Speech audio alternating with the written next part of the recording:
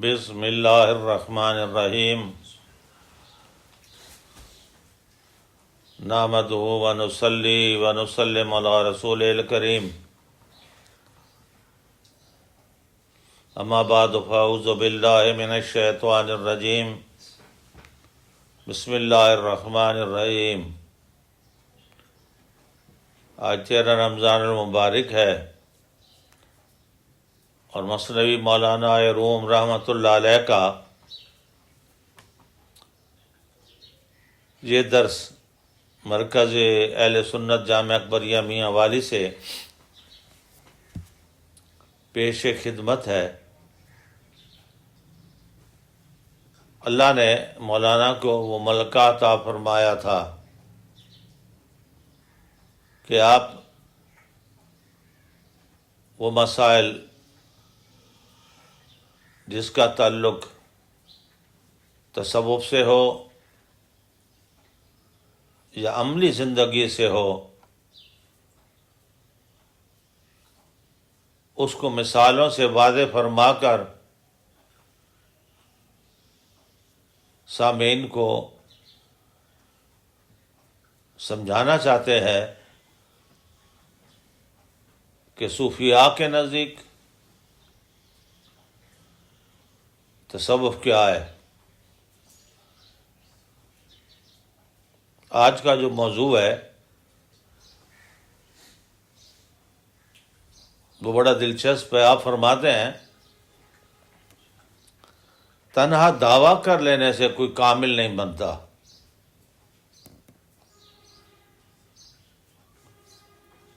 بلکہ جو لوگ لافزنی کرتے ہیں، درویشی کے دعوے کرتے ہیں اور بڑے ڈھونگ رچا رکھے ہیں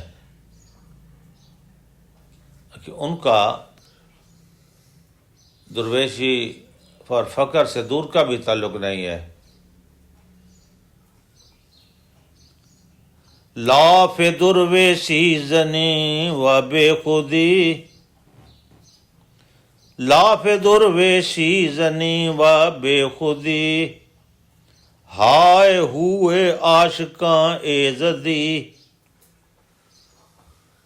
کہ ضمیرہ من ندانم ز آسماں، امتحانت کرد غیرت امتحان۔ فرمایا کہ جو لوگ ولایت کے دعوے دار ہیں اور ڈینگے مرتے ہیں،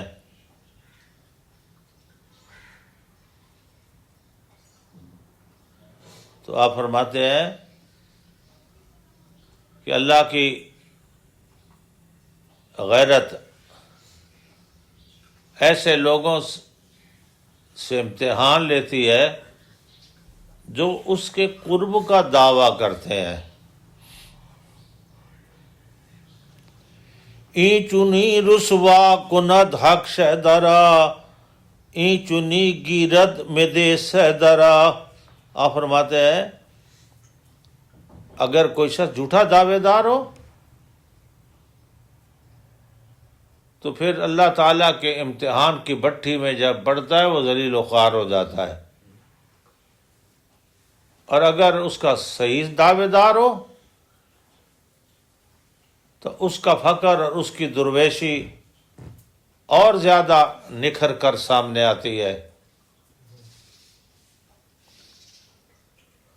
گر نداند آمرا را امتحان، پختگارا چو جو اندش نشان۔ فرمایا عام لوگوں کو شاید امتحان میں نہ ڈالا جائے، لیکن جو خاص ہوتے ہیں نا تو ان کو ضرور امتحان میں ڈالا جاتا ہے۔ یوں کہیے کہ جب اللہ تعالیٰ کسی کو اپنا بناتا ہے نا تو پہلے اسے امتحان کی بھٹیوں سے گزارتا ہے، اور جب وہ شخص اس امتحان کی بھٹی میں کامیاب اور کامران ہو جائے اور صبر اور کا دامن نہ چھوڑے تو پھر اس کو اگلی منزل دکھائی جاتی ہے۔ بے شک آپ دیکھ لیں انبیاء امتحان میں سخت تر ہوئے، تب ان کو اللہ تعالیٰ نے اپنے قرب کی منازل سے نوازا۔ حضرت ابراہیم علیہ السلام کے امتحان کو دیکھ لیجئے کہ آپ پر آگ کو ڈالنے کا امتحان لیا گیا، آپ سے مال لٹانے کا امتحان لیا گیا، آپ سے اولاد کی قربانی کا امتحان لیا گیا۔ حضرت ایوب کو دیکھ لیجئے، بدن پارا پارا ہوا لیکن زبان سے اللہ تعالیٰ کی ناشکری کا کوئی کلمہ نہیں آیا، بلکہ شکر ہی ادا کرتے رہے۔ اسی طرح کئی پیغمبروں کو درختوں میں چن کر ان کو آروں سے چیر دیا گیا، لیکن انہوں نے زبان سے اللہ کا شکوہ نہیں کیا۔ فرمایا جو شخص اللہ کے قرب کی منازل طے کرتا ہے تو پہلے اس کو امتحان کی بھٹیوں سے گزارا جاتا ہے، اور اگر وہ ثابت قدم رہے تو پھر تو اللہ تعالیٰ قرب عطا کرتا ہے۔ حضور علیہ الصلوۃ والسلام کا فرمان ذیشان موجود ہے، فرماتے ہیں سب سے زیادہ اللہ تعالیٰ کی طرف سے امتحانات میرے لیے گئے، لیکن اللہ نے مجھے ثابت قدم رکھا۔ امام علی مقام اور میدان کربلا کو سامنے رکھیے کہ اس سے کیا سخت کوئی امتحان ہو سکتا ہے کہ سارا امتحان حضور کے سامنے رکھا گیا، لیکن حضور صلی اللہ علیہ وسلم نے اپنی اہل بیت کے ثابت قدمی کے لیے تو دعا فرمائی، لیکن آپ نے ان سے امتحان ٹلنے کی کبھی دعا نہیں فرمائی۔ تو آپ فرماتے ہیں چو کند دعوی خیات کسے افغند در پیش او شد اطلسے۔ آپ فرماتے ہیں جو ٹیلر ماسٹر دعویٰ کرے نا میں بہت اچھا سی سکتا ہوں، ہاں جی میں اچکن اچھی بنا سکتا ہوں، واسکٹ اچھی بنا سکتا ہوں، یا جوڑا اچھا سی سکتا ہوں، اگر اس کا امتحان آسان ہے اس کے سامنے قیمتی کپڑا رکھ دیں اور اس کو کہیں کہ وہ اس کو ماپ چیر کے ماپ کے مطابق بنائے۔ درزی وہی کافر ہوتا ہے جو ماپ کے مطابق بنا لیتا ہے۔ تو یہ امتحان تو آسان ہے کہ ببر این را بغلطان فراخ ز امتحان پیدا شود اورا دو شاخ۔ آپ فرماتے ہیں وہ درزی جب پہلے اس پھٹے پہ کپڑا رکھتا ہے نا، کینچی چلاتا ہے تو دیکھنے والے کو پتہ چل جاتا ہے کہ یہ کوئی ٹیلر ماسٹر ہے یا کوئی آفت ہے۔ تو کپڑے پہ کینچی رکھنے کا بھی ایک ڈھنگ ہوتا ہے، تو میں پہلے اسی سے پتہ چل جاتا ہے۔ گر نہ بودے امتحان ہر بودے ہر مخنث در وغا رستم بودے۔ سوال یہ ہوا کہ امتحان لیا کیوں جاتا ہے؟ فرمایا اس لیے لیا جاتا ہے کہ اگر امتحان نہ ہوتا تو ہر ہجڑا جو ہے نا، ہر مخنث وہ کہتا میں بڑا رستم ہند پہلوان ہوں۔ تو رستم ہند کا دعویٰ کرنا تو آسان ہے، تو رستم ہند بننا مشکل ہے۔ اسی طرح اللہ کے قرب کا دعویٰ کرنا آسان ہے، لیکن اللہ کے قرب کی منزلیں طے کرنا اور اس سے آشنا ہونا بڑا مشکل ہے۔ آپ فرماتے ہیں مست میں ہوشیار گردد از دبور مست حق ناید بخود از نب خسور۔ فرمایا ایک شخص جو شراب کے نشے سے مست ہوتا ہے، اور جب وہ شراب کے نشے سے مست ہوتا ہے تو اس کا نشہ اس کو تکلیف محسوس ہی نہیں ہونے دیتا، اور ایک جعل سازی کے ساتھ اپنے اوپر نشہ طاری کرتا ہے، فرمایا تو اس کو تکلیف زیادہ ہوتی ہے۔ اسی طرح وجد، کہ ایک وجد آتا ہے قدرت الہیہ کی طرف سے، تو وہ تو وارفتگی ہوتی ہے، اس میں تو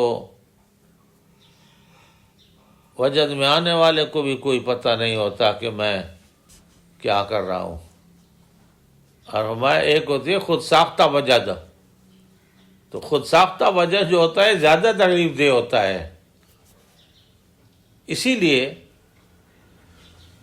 جو وجد اللہ کی طرف سے ہوتا ہے اس کا مواخذہ نہیں ہے۔ وہ کیا کہتا ہے، کیوں کر عادات وہ اپناتا ہے، اور ایک ہے خود ساختہ وجد میں تو پھر حساب کتاب بھی دینا پڑے گا، اللہ کے حضور بھی تو جواب دینا ہوگا کہ تو نے یہ لوگوں کی ٹھگی کے لیے اور لوگوں کو پھانسنے کے لیے یہ کون سا جو ہے ڈھونگ رچایا تھا۔ آپ فرماتے ہیں خیش را منصور حلاج کنی آتش در پمبا یارا میزنی، فرمایا تو اپنے آپ کو کہتا ہے میں منصور حلاج ہوں، عشق میں منصور حلاج کا دعویٰ کرتا ہے۔ آتش در پمبا یارا میزنی، اور اپنی روئی سلامت رکھے ہوئے ہے اور یاروں کی روئی میں آگ لگاتا ہے۔ چاہتا یہ ہے کہ میں بچ جاؤں، اور تو منصور حلاج نے تو پہلے اپنی روئی میں آگ لگائی نا، بعد میں اس نے دنیا کو مست کر دیا۔ آپ فرماتے ہیں اے خرے کی از تو خرباور کنند خیش را بیر تو کورو کر کنند، کہتے ہیں مولانا اے مکار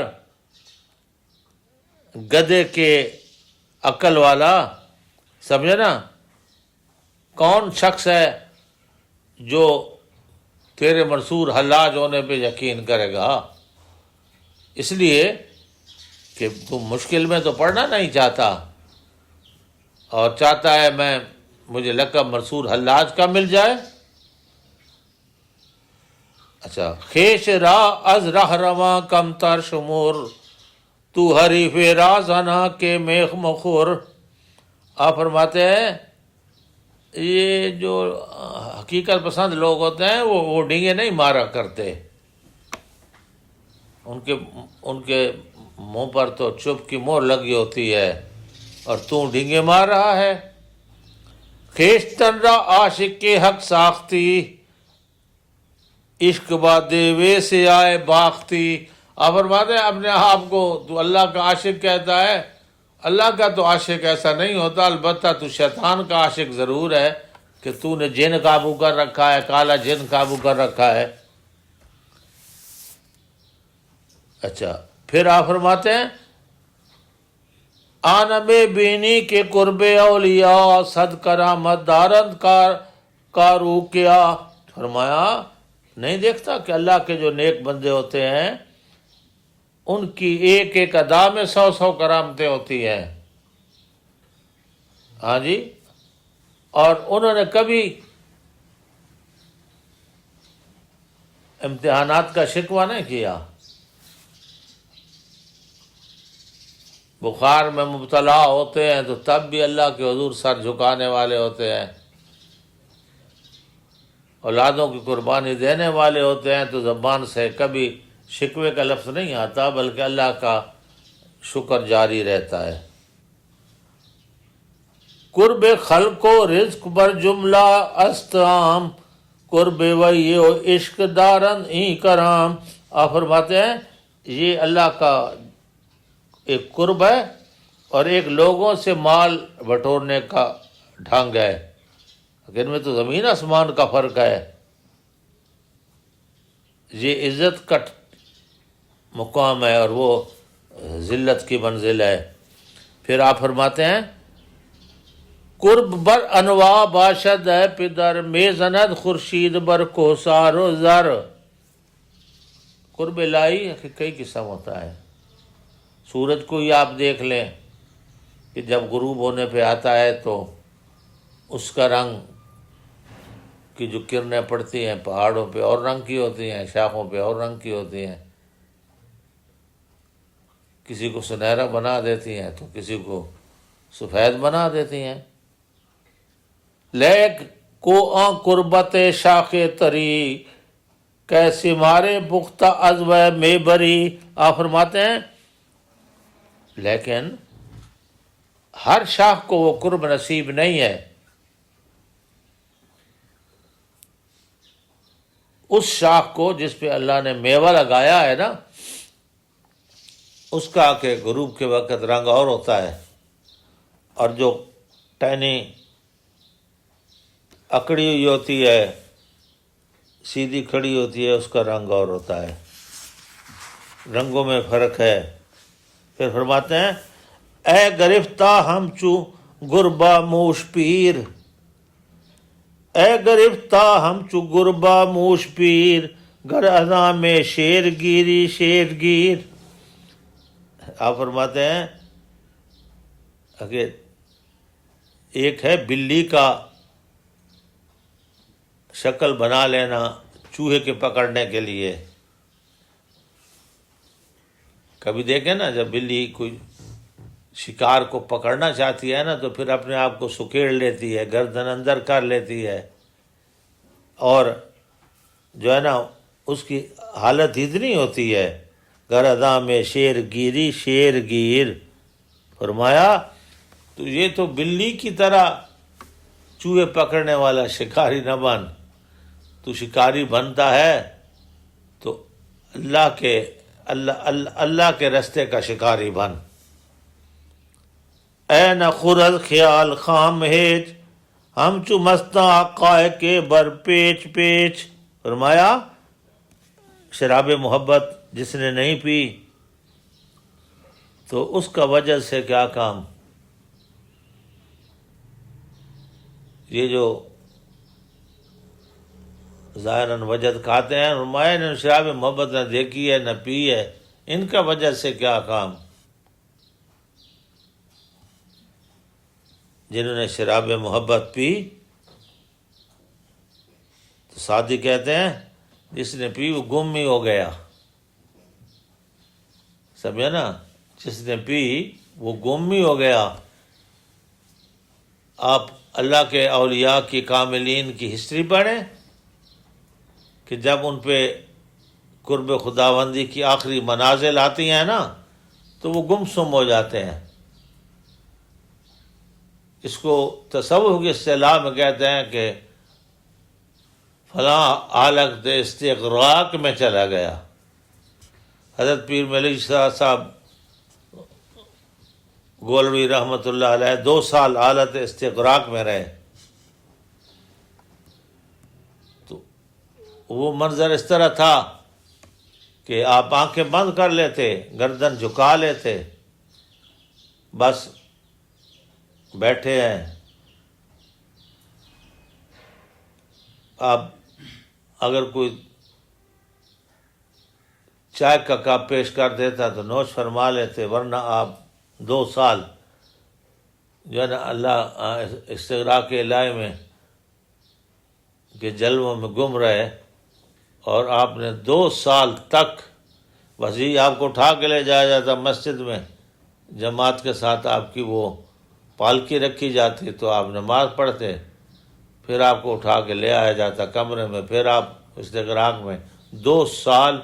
فرمایا استغراق کس کا نام ہے؟ فرمایا جب کوئی اللہ کے جلووں کا مشاہدہ کرتا ہے پھر وہ دنیا کا نہیں رہتا۔ سمجھنا، اس لیے طالب بننا ہے تو فرمایا حق کا طالب بن، دنیا کا طالب نہ بن۔ وجد کو تلاش کرتا ہے تو حق کا جو ہے نا طلب کرنے والا بن، پھر تو فقر کی منزلیں تم پر آسان ہوں گی۔ لیکن اگر تم دنیا کے پھانسنے کے لیے، دھوکہ دینے کے لیے یہ ساری جو ہے نا ڈھونگ رچاتا ہے تو پھر یہ تو عارضی ہے، کسی نہ کسی دن یہ پردے کھل ہی جاتے ہیں، اور وہ آدمی دنیا میں بھی ذلیل ہو جاتا ہے، آخرت میں تو یقیناً وہ ذلت کی زندگی گزارتا ہے۔ اللہ صحیح کاملین کے رستے پہ چلنے کی توفیق عطا فرمائے، آمین، بجاہ النبی الکریم۔